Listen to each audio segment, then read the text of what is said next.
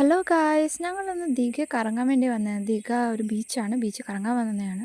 അപ്പോൾ നാളെ തിരിച്ചു പോവുക. അപ്പോൾ അമ്മ പറഞ്ഞു ഇവിടം വരെ വന്ന സ്ഥിതിക്ക് ജഗന്നാഥ മന്ദിരം ഒന്ന് കണ്ടില്ലെങ്കിൽ എങ്ങനെ ശരിയാവുമെന്ന്. അപ്പോഴും രാത്രി തന്നെ ഞങ്ങൾ പുറപ്പെട്ടു. ഞാൻ അമ്മയോട് ചോദിച്ചു, ഇത് ഒഡീഷ പുരി എന്ന് പറയുന്ന സ്ഥലത്തല്ലേ ഈ ജഗന്നാഥ അമ്പലം ഉള്ളത്, അപ്പോൾ ഇവിടെ എങ്ങനെ ഇത് വന്നു? അപ്പോൾ അമ്മ പറഞ്ഞു നമ്മുടെ മമതാ ബാനർജി ആണെങ്കിൽ ഒഡീഷ പുരി പോയി അവിടുത്തെ ജഗന്നാഥ അമ്പലത്തിൽ കയറാൻ തുടങ്ങിയപ്പോൾ അവർ കയറ്റിയില്ല. അത് നമ്മുടെ മമതയ്ക്ക് ഇഷ്ടപ്പെട്ടില്ല. അപ്പോഴേ വന്ന് ദിഘ വന്ന് ഒരു ജഗന്നാഥ മന്ദിർ തന്നെ അങ്ങ് കെട്ടിപ്പൊക്കി. അപ്പം പിന്നെ അമ്പലം എങ്ങനെ ഉണ്ടെന്ന് കാണുന്നതാ ഇത്രയും ആൾക്കാർ വന്നിട്ടുള്ളത് കണ്ടോ. ഭയങ്കര സെക്യൂരിറ്റി ഒക്കെ ആയിരുന്നു. ഫോണൊന്നും അലൗഡൊന്നും അല്ല. അകത്ത് നമ്മൾ ഇതുപോലെ നടക്കുന്ന സമയത്ത് മാത്രമേ ഫോൺ ഉപയോഗിക്കാൻ പറ്റൂ. ബാഗ് ചെക്കിങ്ങും എല്ലാം ഉണ്ടായിരുന്നു കേട്ടോ. ബാഗ് ചെക്കിങ് കഴിഞ്ഞ് അകത്ത് കയറിയിട്ടുണ്ട്. എൻ്റെ പൊന്നോ, എന്തൊരു ലുക്കാന്ന് നോക്കിയേ, അടിപൊളി. കാണാൻ തന്നെ എന്തൊരു ഭംഗിയാണെന്ന് നോക്കി. നമ്മുടെ സേകുട്ടി ഭയങ്കരമായിട്ട് ഇഷ്ടപ്പെട്ടു കേട്ടോ. കൈ ചൂണ്ടി കാണിക്കുകയാണ്, അങ്ങോട്ട് പോകാമെന്ന് എപ്പോഴും കാണിക്കുമായിരുന്നു.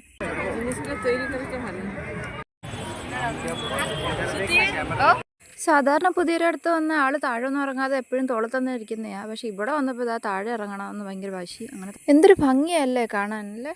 നോക്കിയേ, അടിപൊളിയായിട്ട് എന്ത് ഭംഗിയായിട്ട് ഇതെല്ലാം കെട്ടി വെച്ചേക്കുന്നത്. അപ്പോൾ ഇതാ എൻട്രി 3-4 എൻട്രി ആയിട്ടാണ് ഇതിൻ്റെ അകത്ത് കയറുന്നത് കേട്ടോ.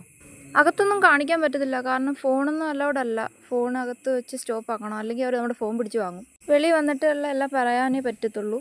3 വിഗ്രഹങ്ങളാണ് കേട്ടോ ഈ അറയ്ക്കുള്ളിലായിട്ടൊക്കെ വെച്ചേക്കുന്നത്.